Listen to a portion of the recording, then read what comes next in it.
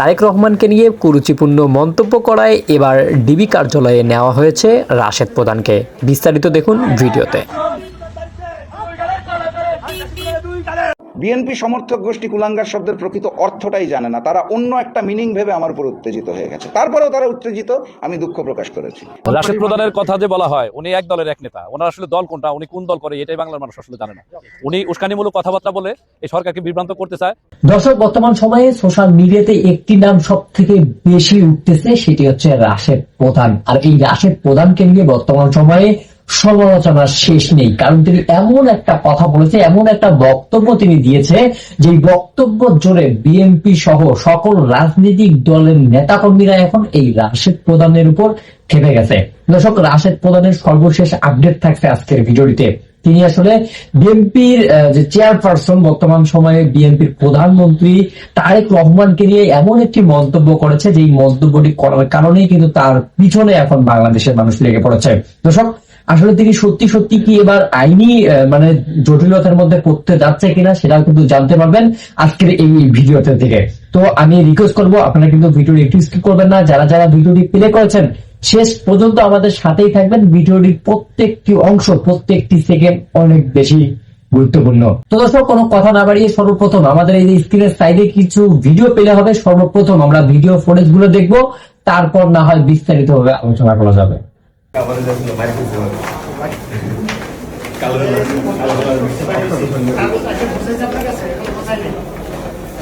আমরা সবাই তো একটু বা একটু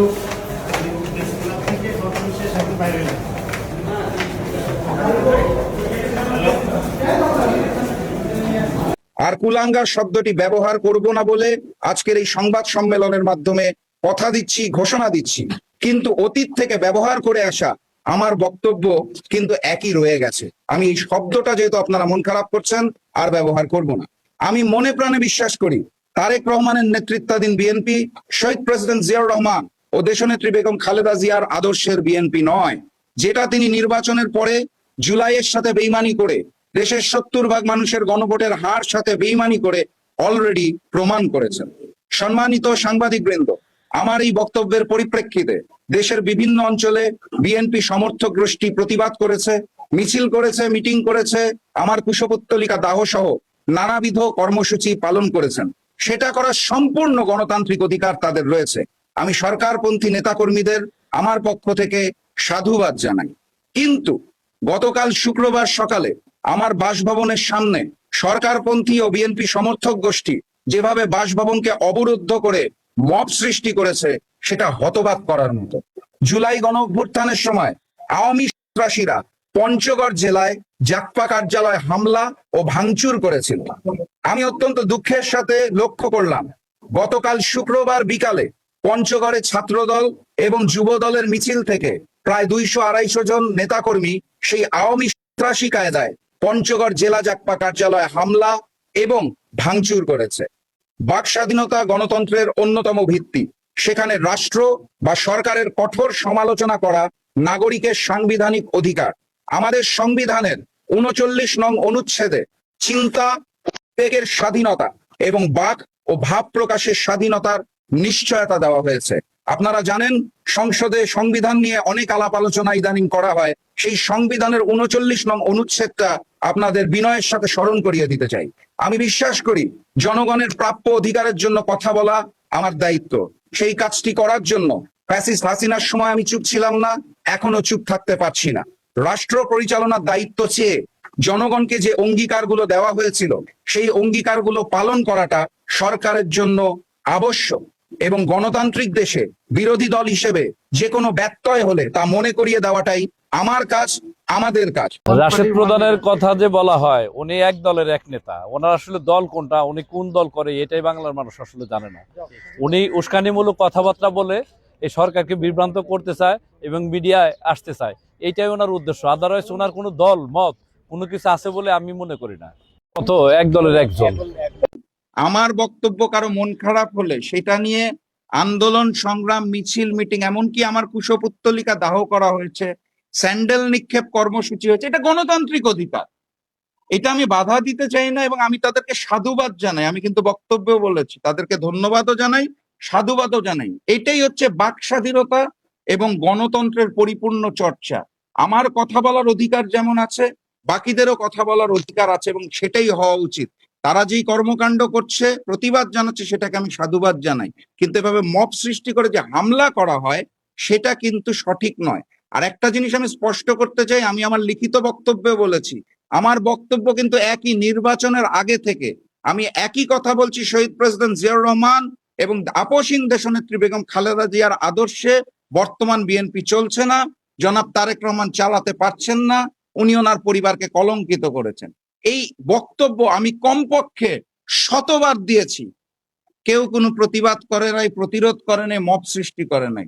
তাহারা একটি শব্দ, ওই পুরা গল্পটা সামারি একটি শব্দে যখন কুলাঙ্গার বলা হয়েছে, তখন তারা এটা নিয়ে ঝাঁপিয়ে পড়েছে। তো সেটা তো আমি লিখিত বক্তব্যে বললাম, ঠিক আছে, আপনাদের সমস্যা যদি কুলাঙ্গার শব্দটাই হয়, সেটার জন্য আমি দুঃখ প্রকাশ করেছি এবং কথা দিয়েছি এই শব্দ আর ব্যবহার করব না। কিন্তু বাকি বক্তব্য তো আমার একই, সেটা আমি বিগত কয়েক মাস ধরে দিয়ে আসছি, আগামীতেও দিব।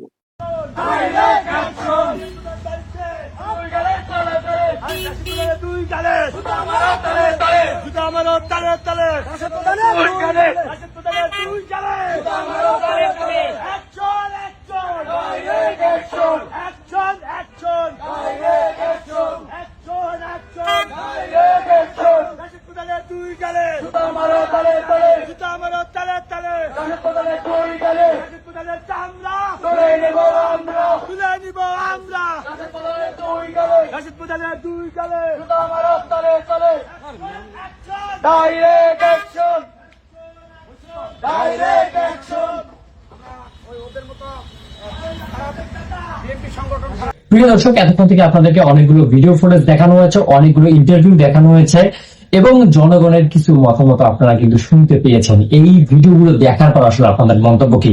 একজন দেশ প্রধানকে নিয়ে তিনি যেই সমস্ত কথা বলেছেন, যেই সমস্ত মতামত তিনি করেছেন, এই মতামতগুলো তার পক্ষে থেকে আসা কতটুকু যুক্তিসঙ্গত বলে আপনি মনে করতেছেন সেটি কিন্তু জানিয়ে যাবেন।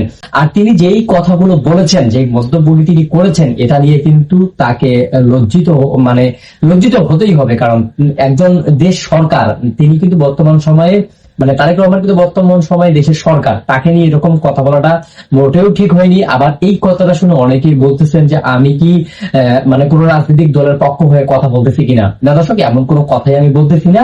তিনি যেই রাজনৈতিক দলেরই হোক না কেন, তিনি কিন্তু বর্তমান আমাদের বাংলাদেশের সরকার। আর সরকারকে নিয়ে এরকম মন্তব্য করা একজন সাধারণ মানুষ হিসেবে কতটা যুক্তিসঙ্গত, সেটা কিন্তু আপনারা নিজেরাই জানতে পারবেন, নিজেরাই বুঝতে পারতেছেন। তো দর্শক, এই বিষয় নিয়ে আপনাদের মতামত জানতে চাই, অবশ্যই মতামত করে যাবেন আমাদের কমেন্ট সেকশনে। আর এইরকম আপডেট ভিডিওগুলো সবার আগে পাওয়ার জন্য অবশ্যই আমাদের চ্যানেলটিকে সাবস্ক্রাইব করবেন, পাশে আসা বেল আইকনটি অন করে রাখবেন, যেন আমাদের চ্যানেলের ভিডিও নোটিফিকেশন গুলো আপনার কাছে পর্যন্ত পৌঁছতে পারে। সবাই ভালো থাকবেন, সুস্থ থাকবেন। আবারও দেখা হচ্ছে নতুন ভিডিওতে, নতুন অন্য টপিক নিয়ে। সবার মঙ্গল এবং সুস্বাস্থ্য কামনা করে শেষ করছি। আল্লাহ হাফেজ।